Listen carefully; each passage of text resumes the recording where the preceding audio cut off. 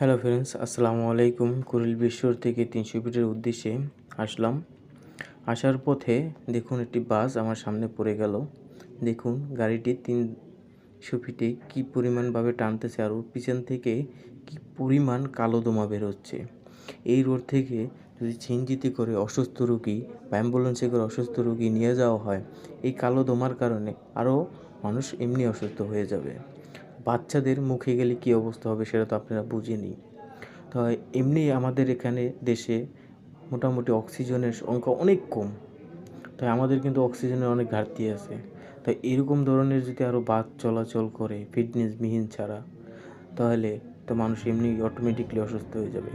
তো এইরকম ধরনের বাস জানি না চলাচল করে, তাই আমি সার্জেন্ট ট্রাফিক স্যারদের কাছে অনুরোধ রইল, স্যার আপনারা এই বিষয়গুলো দেখবেন, অবশ্যই এই বিষয়গুলো আপনারা দেখবেন।